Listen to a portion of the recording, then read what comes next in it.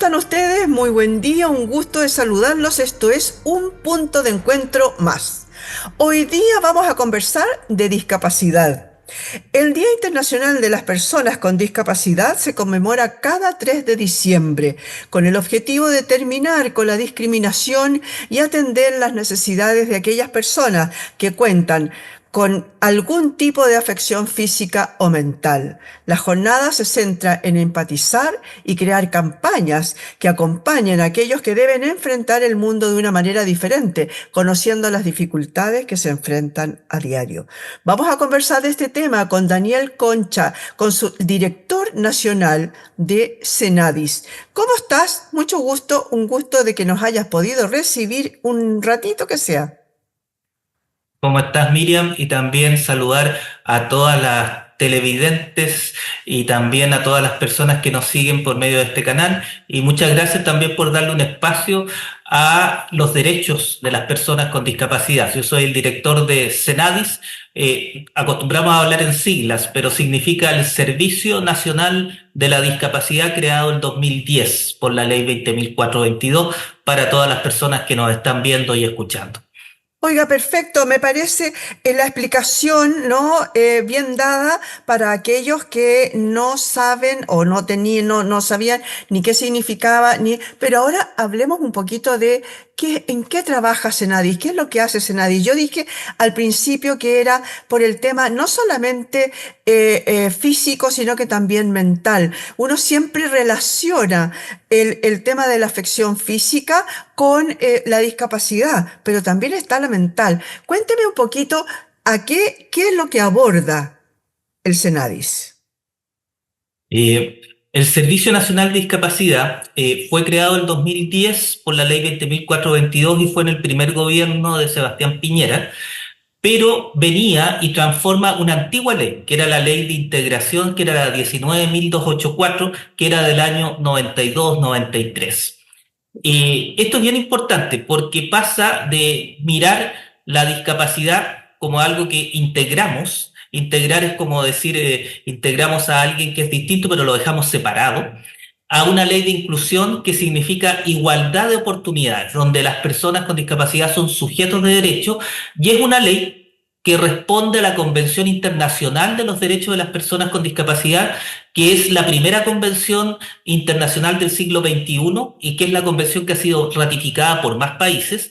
Y evidentemente Chile la ratifica el 2008 y fruto de esa ratificación viene esta ley que crea el Servicio Nacional de Discapacidad el año 2010. ¿Qué es lo que hacemos? Nosotros nos dice la ley que nosotros velamos y también articulamos las otras instituciones, ya sea no solamente desde el Ministerio de Desarrollo Social, sino también desde salud, desde trabajo, desde educación, ya de todo lo que son los sectores del gobierno para que se respeten y se protejan los derechos de las personas con discapacidad. ¿Cómo se hace esto? A través de ciertos programas que tenemos nosotros. Ya antes que existiera el Senadi estaba el Fondo Nacional de la Discapacidad por la ley 18.294 y lo toma Senadis y seguimos otorgando ayudas técnicas pero con un presupuesto bien limitado. Entonces, entregamos ayudas técnicas a personas que tienen el Registro Nacional de Discapacidad y que están en el 60% del registro social de hogares. Ahora, el Servicio Nacional de Discapacidad no es la única institución pública que ofrece ayudas técnicas. También lo hace el Ministerio de Salud, lo hace JUNAEP, lo hacen también gobiernos regionales y municipios. Y en ese sentido, este tiempo nos estamos coordinando. Eso es una de las cosas que hacemos, otorgar ayudas técnicas a personas con discapacidad que tienen su registro nacional de discapacidad y que están en la situación más vulnerable. Después otorgamos fondos concursables. Y esto es bien importante, porque cuando decimos fondos concursables, se nos viene a la mente los convenios. Pero la idea es que los fondos concursables son aquellas instituciones sin fines de lucro o instituciones públicas que postulan para poder financiar, por ejemplo, proyectos que hagan deporte adaptado o que hagan proyectos de cultura con personas con discapacidad. La otra vez participamos de una obra teatral totalmente actuada por personas con discapacidad intelectual.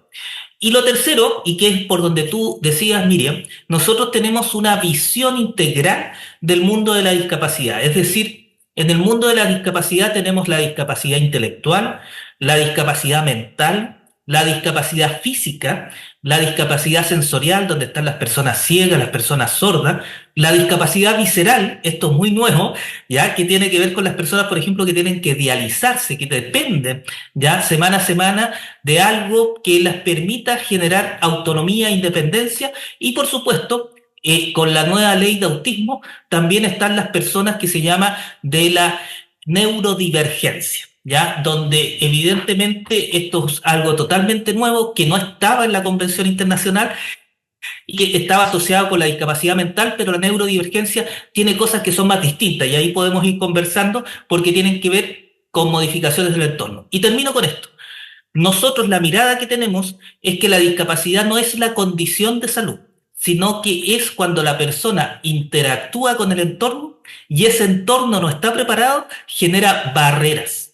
Y esas barreras generan la discapacidad. Por lo tanto, nosotros, ¿qué es lo que trabajamos principalmente?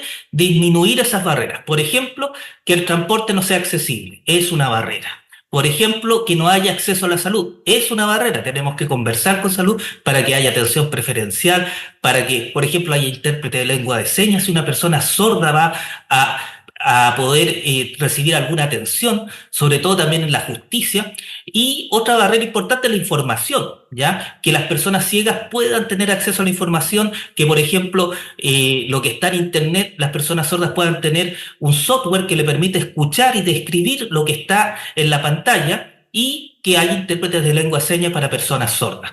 Y así puedo dar una serie de ejemplos, pero es una mirada integral. Generalmente nosotros visibilizamos la discapacidad como discapacidad física porque tenemos muy arraigado el tema Teletón, pero Teletón, siendo muy importante, trabaja solo con personas con discapacidad física. Y en ese sentido nosotros tenemos personas que se han rehabilitado en la Teletón y que trabajan con nosotros. Pero nosotros vamos un poquito más allá. Vamos a todo tipo de discapacidad, pero lo más importante, derribar las barreras del entorno para que no genere más discapacidad y para que haya más autonomía e independencia en las personas con discapacidad. Oiga, director, me habló un montón de cosas que me surgieron 101 preguntas. Entonces, vamos por partes, ¿le parece? A ver, usted dijo que el tema de que iban a ser básicamente técnicos, son básicamente técnicos, ¿no es cierto? Y habló algo de un registro. Resulta que hay mucha gente que dice que el registro en realidad fue mal usado, por ejemplo, el registro para poder manejar, ¿no? Que fue mal usado por miles de años. ¿Es necesario todavía usar la famosa Cruz de Malta o ya no? Porque en realidad, alrededor de los días de la Teletón, todos, ¿no? Estamos muy de acuerdo en no utilizar esos estacionamientos, por ejemplo. Pero resulta que se pasó la Teletón, se olvidó la Teletón ya y toda la gente lo usa. ¿Es necesaria la Cruz de Malta o ya no? Ya no, internacionalmente se ocupó la Cruz de Malta, incluso sobre todo en los periodos entre la Primera y Segunda Guerra Mundial, pero no es algo que sea un reconocimiento internacional, ¿ya? Esto es bien importante decirlo. ¿Por qué?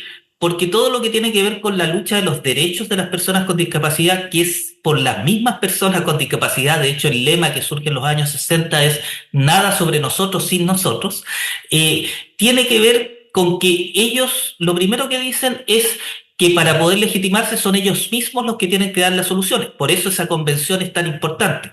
Participó una chilena en esa convención, dentro de todo que es María Soledad Cisterna, Premio Nacional de Derechos Humanos, que es una abogada ciega que fue una de las redactoras de esa convención.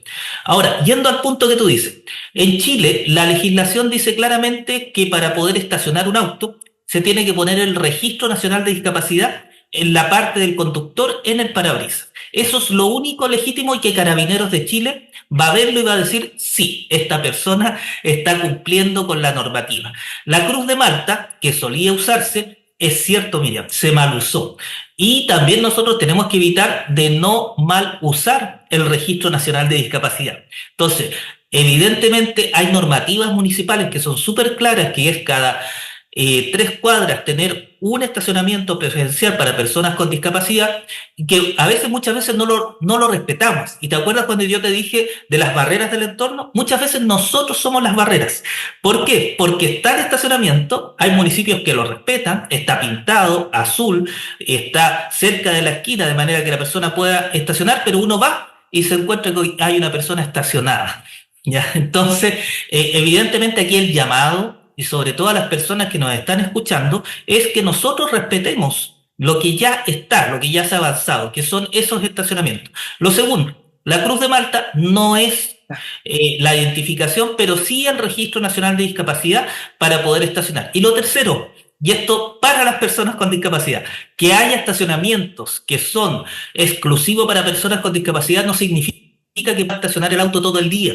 Hay que pensar que hay otras personas que necesitan ese estacionamiento, ¿ya? Porque también esto me pasa, yo recorro todo Chile, de que dicen, pucha, sí, pero hay una persona que deja estacionado todo el día el auto ahí.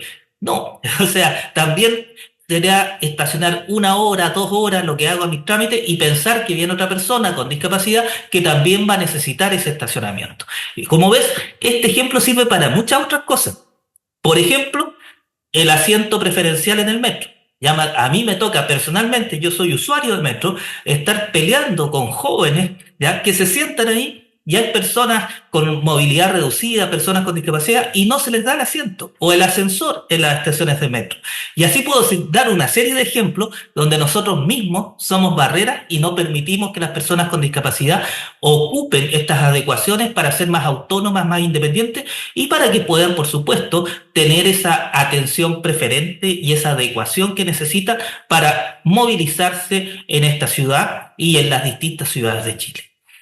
Oye, yo me imagino y quiero creer y quiero dar la razón de por qué pasa eso, por ejemplo, en el metro, como dices tú, que es una de las, también pasa mucho eso, y es el tema de la educación, ¿no? Yo supongo que hay mucha gente que no sabe, que no se fijó, que no miró el letrerito que decía ahí que son especiales, etcétera. Así que quiero dar esa solución, digamos, de que falta de educación. Y ya vamos a ir también al tema de cómo ustedes transmiten esta información, pero no quiero seguir un poco como en el orden de lo que tú nos contabas, y quiero hablar también del tema de los fondos concursables. Tú dices, no piensen en los Fondeve, no piensen pero ¿qué son los fondos concursables? ¿Quiénes pueden participar? Y qué algunos que hayan sido otorgados y que hayan sido, por ejemplo, muy exitosos. ¿Nos puedes dar algún ejemplo? Sí, claro. A ver, mire. Primero, los fondos concursables se hacen por vía postulación. Antiguamente se llamaban los Fondos Nacionales de Proyectos Inclusivos. Como nos encantan las siglas, le pusimos FONAPI, pero es Fondos Concursables, Fondos Nacionales de Proyectos Inclusivos. Y este año se van a llamar los Fondos Concursables, donde vamos a tener distintas líneas. Entonces pueden haber personas que tengan proyectos de cultura inclusiva, proyectos de deporte adaptado, proyectos de lenguaje aumentativo para personas del espectro autista, ¿ya? O también proyectos que tienen que ver con la comunicación y la información, la concientización, como tú estabas hablando. Por eso es tan importante que nos den este espacio, porque esto hay que hacerlo una y otra vez. Uno cree que solamente con una capacitación basta. No, esto hay que repetir, como la ola va a la roca y va moldeando la roca. Esto tiene que ser así. Como este es un canal católico, voy a hacer otra analogía, ¿ya? Que es, hay que estar constantemente recordando. ¿Por qué? Porque generalmente estos fondos concursables nosotros los ocupamos para visibilizar los derechos de las personas con discapacidad, y muchas organizaciones lo tienen. Un buen ejemplo, lo voy a decir. Hubo un canal de la asociación hace mucho tiempo de Arcatel, que era la Asociación Regional de Canales de Televisión, los canales más pobrecitos. Está Anatel, que son los canales más grandes, y está Arcatel. Y ellos comenzaron con un proyecto FONAPI de unos 20 millones, 21 millones creo, para contratar interpretación de lengua de señas y generar el primer noticiero inclusivo. Después de ese proyecto postularon un fondo Corfo y después tuvieron ya un noticiero inclusivo que se transmitía en todas las regiones y que estaba con interpretación de lengua de señas. Estoy hablando la primera vez que fue director nacional de Senadis por el año 2016-2017. Ahí tienes un buen ejemplo de cómo concientizar. Incluso estuvo la periodista Scarlett Cárdenas, que estuvo ahí involucrada, tuvo que aprender lengua de señas, etcétera. Otro proyecto que también fue muy, muy importante para nosotros son los proyectos, por ejemplo, en regiones. Tenemos en Tierra Amarilla, que empezamos con un proyecto chiquitito y ahora hay una sala de estimulación para niños y niñas y autistas, ¿ya? Y empezamos con un fondo de 8 millones y ahí se fue agrandando. Entonces, y después puedo dar otro ejemplo más, que yo creo que también es importante, que son las aplicaciones. Eh, Lazarillo, que ahora lo ocupan mucho las personas ciegas para poder moverse por la ciudad, que es una aplicación app que las personas ciegas se colocan, que ustedes saben, ocupa mucho el celular y le aumentan la velocidad. Nosotros lo que escuchamos a velocidad 1, ellos le colocan 5 y lo escuchan rápido y tienen la descripción de dónde pueden estar los lugares, cómo está la vereda, hacia dónde pueden ubicarse, qué estación de metro les sirve. Bueno, Lazarillo empezó también con fondos iniciales nuestros y evidentemente después se independiza. Y les coloco estos tres ejemplos porque son ejemplos de que nuestros fondos son como para iniciar algo, ¿ya? Y evidentemente después las fundaciones van a ir sacando adelante. Y por último, un ejemplo que lo puedo dar yo no siempre he sido autoridad nacional, yo empecé del mundo de las fundaciones en Cerro Navia, empezamos también con proyectos y fondos en la Fundación Cerro Navia Joven para una lavandería industrial operada por personas con discapacidad y una fábrica de merengues, no de esos que se bailan, sino del merengue que se come, y ahí también empezamos con fondos de Senadis y que hasta el día de hoy, yo ya no soy director de esa fundación porque yo soy autoridad pública, funciona, ¿ya? Y funciona operada con personas con discapacidad intelectual. Entonces, ahí tienes ejemplos súper claros de cómo se pueden postular. ¿Y cómo se postula? Hay que esperar la postulación. Generalmente las bases salen como en marzo, se postula en mayo y a mitad de año se reciben estos fondos y son fondos generalmente por un año, porque es por año presupuestario. Así que todas las instituciones sin fines de lucro pueden postular. Evidentemente, si tienen participación de personas con discapacidad, tienen más posibilidades de poder quedar ahí, porque es uno de los criterios que nosotros vemos. Y, por supuesto, el nivel de impacto a la calidad de vida de las personas con discapacidad es súper importante. Así que, invitada, después si quieren más información lo podemos dar al canal en el momento que se hagan públicas las fases para la postulación 2025. Oye, lo encontré maravilloso los cuatro ejemplos que pusiste, pero quizás el que más me gustó fue el último, porque además da empleo. Entonces es absolutamente, se hace verdadero, digamos, el tema de la discapacidad y la inclusión que tienen que ir siempre de la mano, ¿no es cierto? Tú decías en algún momento también al principio que la tercera fase en lo que ustedes ven mucho es el tema de la visión integral. Eso implica hablar de las barreras, ¿no es cierto? Y de eliminar esas barreras y por lo tanto de la inclusión. ¿Cómo estamos con el tema de la inclusión en Chile? Han habido algunos escaramuzas, ¿no? Con respecto a este tema, por ejemplo, no sé, el hecho de la cantidad de personas que deberían ser empleadas, mínimo, digamos, en una empresa de X cantidad de personas, de empleados, de las mismas ramplas, me estoy acordando ahora, para entrar en los edificios, que algunas eran como risibles más bien, ¿no? ¿Cómo estamos con la inclusión hoy día en Chile? Yo creo que lo primero que tengo que decir, en inclusión todavía nos falta mucho, pero estamos con nuevas preguntas y eso sí me gusta, porque quiere decir que pasamos un escalón que quizás es más difícil. La ley de inclusión laboral hizo visible algo que era bien importante, que el trabajo para las personas con discapacidad es un derecho y no un favor. Y lo voy a ilustrar. Más allá del porcentaje, que voy a hablar después del porcentaje, lo más difícil fue en el Código del Trabajo antiguo, estoy hablando en el año 2016, cuando estábamos discutiendo, fue eliminar el artículo 16 que decía literalmente en el Código del Trabajo que se podía contratar a una persona con discapacidad intelectual o sensorial por menos del sueldo mínimo. Si tú tienes una ley así, es porque crees que le estás haciendo un favor, ¿ya? Es una caridad malentendida. O sea, hay caridad y caridad. Y aquí las personas con discapacidad fueron súper fuertes en decir, no, esto es un derecho. Y cuando se derogó esto y se logró crear un título especial en el Código del Trabajo y en el Estatuto Administrativo, para los que escuchan, el Estatuto Administrativo es como el Código del Trabajo para funcionarias y funcionarios públicos, y Se establece que es un derecho que las personas con discapacidad puedan acceder y tener un trabajo digno. Y evidentemente aquí viene la segunda parte, la cuota. Es lo que se denomina en estudio de política pública una acción de discriminación positiva. ¿Qué quiere decir esto? Que cuando hay grupos que por mucho tiempo han sido invisibilizados, imagínense, las personas con discapacidad estábamos ya en el siglo XXI y todavía existía ese artículo, entonces ya son no años, sino siglos de haber sido discriminados, se necesitan estas acciones de discriminación positiva para visibilizar los derechos de personas. Y aquí el tema de las personas con discapacidad era muy importante. En ese sentido, subimos un peldaño. ¿Qué es lo que nos falta? Nos falta primero buscar y encontrar personas con discapacidad, ya, que quieran trabajar, que teniendo las adecuaciones, teniendo las ayudas técnicas y los ajustes razonables, puedan desenvolverse autónomamente. Y aquí viene un porcentaje que la segunda encuesta nacional de discapacidad y dependencia que lanzamos hace 2 años atrás con el Servicio Nacional de Discapacidad y con el Servicio Nacional de Adulto Mayor, nos dice de que el grupo que se llama de inactivos, ¿ya? Que son personas que en edad de trabajar no están buscando trabajo ni quieren. En el porcentaje de personas con discapacidad todavía supera el 50%. ¿Qué quiere decir esto? Quiere decir de que todavía hay un grupo de personas con discapacidad que todavía cree que ellos, por ser personas con discapacidad, no pueden trabajar, ¿ya? Y aquí hay un trabajo que están haciendo fundaciones, no voy a nombrar todas las fundaciones, pero que van desde Teletón, Fundación con Trabajo, Fundación Descúbreme, Hogar de Cristo, ¿ya?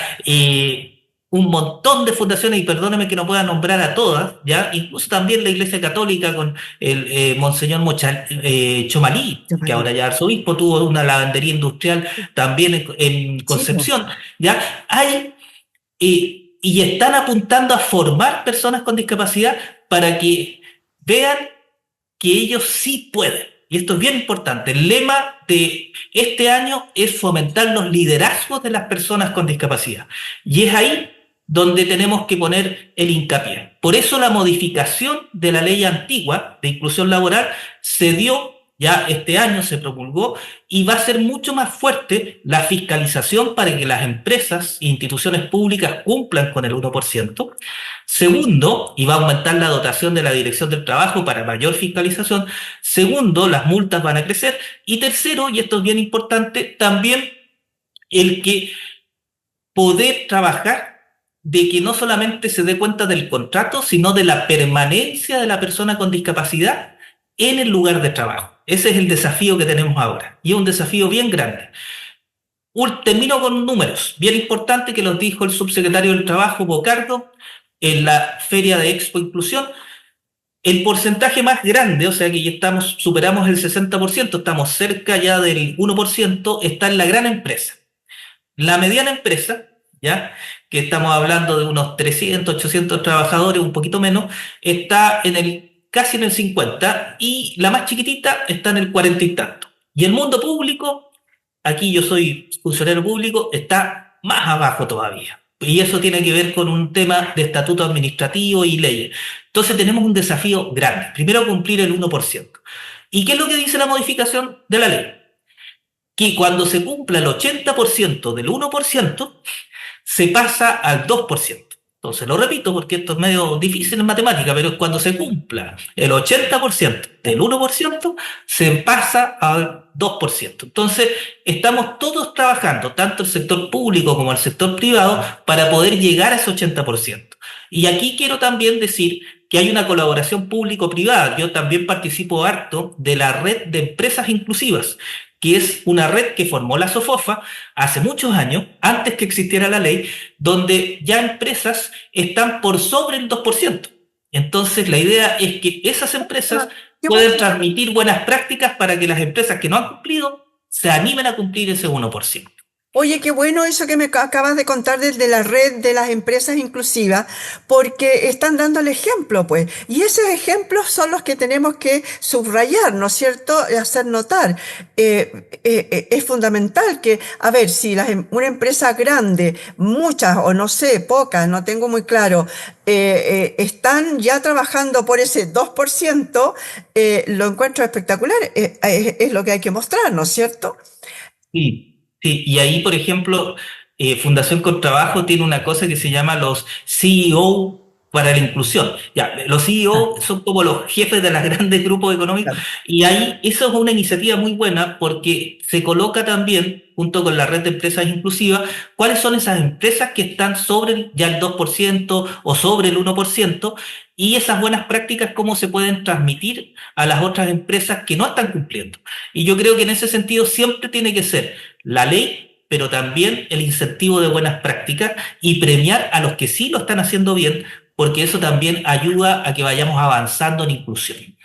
Oye, para terminar, porque se nos termina el tiempo, para ir terminando, cuéntame qué es lo que falta. Yo sé, bueno, hay mucho, hablábamos recién del tema de la inclusividad, pero ¿cuáles son las políticas públicas en las que están trabajando ustedes ahora? ¿Cómo va a ser el control de eso? Como para ver que realmente funcione, ¿no? Y que vayamos subiendo a lo mejor al siguiente peldaño.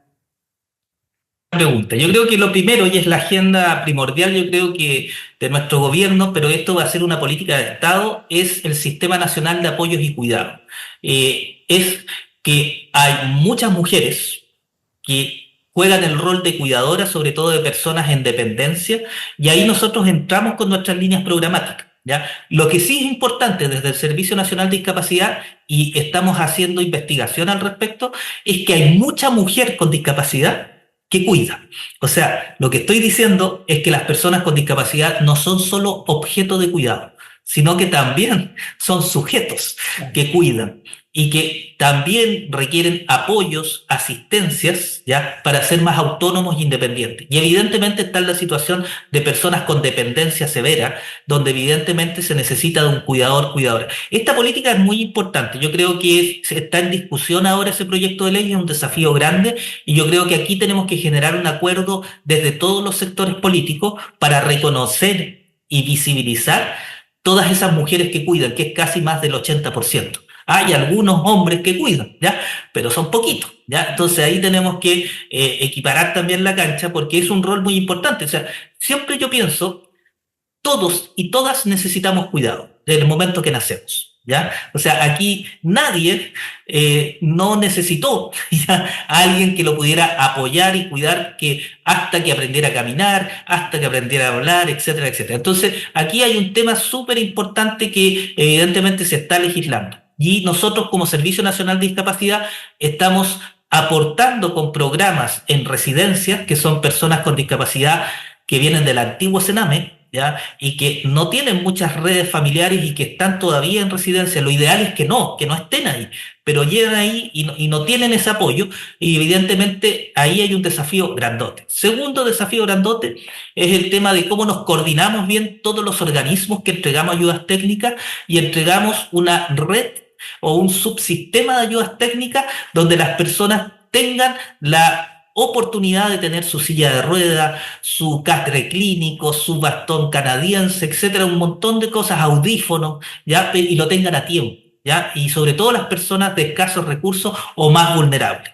Después, otro desafío grande que surge en el Estudio Nacional de Discapacidad y Dependencia es que lo que dicen las personas con discapacidad, ellos reportan la barrera más grande, accesibilidad en el transporte, sobre todo en los sectores rurales y en las regiones. ¿Ya? En Santiago se ha avanzado un poco, lo vimos en Santiago 2023 con los Juegos para Panamericanos, pero en regiones todavía falta mucho. No tenemos transporte que sea accesible. ¿Ya? Y lo otro, acceso a la salud y acceso a la justicia. Son los desafíos grandes que están acá, y tiene que ver acceso a la salud y acceso a la justicia con temas de atención preferencial y con temas también de hacer atenciones que sean inclusivas y accesibles, es decir, ir avanzando nosotros, por ejemplo, en que cada vez más funcionarias y funcionarios públicos aprendan lengua de señas para poder atender público. Lo mismo, servicios privados como la banca, como farmacias, también puedan ir avanzando en este sentido. Entonces, ahí te enumero algunos de los desafíos que son enormes, ¿ya? Y que yo creo que solo se puede ir solucionando en la medida que los enfoquemos con colaboración y participación pública, privada, y escuchando a las organizaciones y a las personas con discapacidad, porque son ellas y ellos los que nos van a decir qué es lo adecuado. Y termino con un ejemplo. Nosotros como Servicio Nacional de Discapacidad Nosotros mismos hemos cometido errores cuando contratamos a una persona con discapacidad severa, hicimos todos los ajustes, gastamos lo que no teníamos. Y después llega y dice, no, si yo lo único que quería era que me hicieran un espacio en el escritorio, ¿ya? Donde mi joystick, que es de mi silla eléctrica, cupiera y yo pudiera trabajar. Era lo único que no hicimos, porque no preguntamos. Y lo mismo hay que decir, o sea, antes de cualquier cosa, preguntar a las personas con discapacidad para tener la solución que sea acorde a lo que ellas necesitan. No se acordaron del lema de nada sobre nosotros sin nosotros, ¿no? Sí, y así hemos aprendido, porque este año, por ejemplo, ya por alta dirección pública contratamos ya a una abogada sorda, que es Ya. directora regional de Antofagasta, y en la Araucanía a una persona con discapacidad física severa, que es el director regional de la Araucanía, y ahí vamos aprendiendo. Entonces yo le digo a los demás, instituciones públicas y privadas, así se va aprendiendo, se va invirtiendo y vamos siendo un país más inclusivo. Muchas gracias, director. Un gusto haber conversado con usted. Fue muy esclarecedor. Fue cortito el tiempo, pero ya podremos tener otra ocasión de conversar nuevamente y ahondar un poquito más en el tema del Senadis. A lo mejor para un poquito antes de marzo, cuando partan el tema de los concursos, ¿no? Del fondo concursable. Ahí podremos conversar nuevamente. ¿Le parece? Me parece, pues. Así que sí, y gracias también por dar este espacio porque también permite visibilizar los derechos de las personas con discapacidad y darnos a conocer para que más personas puedan llegar también al Servicio Nacional de Discapacidad con su oferta programática, ¿ya? Así que muchas gracias. Muchas gracias le damos nosotros a don Daniel Concha, quien es el director de Senadis, que conversamos hoy día de este tema tan importante y vamos a ver cómo nosotros también podemos a lo mejor ayudar un poquito en el tema de la inclusividad, dando a conocer más seguido estos temas. Muchas gracias por haber estado hoy día en este punto de encuentro. Muchas gracias y con lengua de señas chilena, gracias a todas y todos.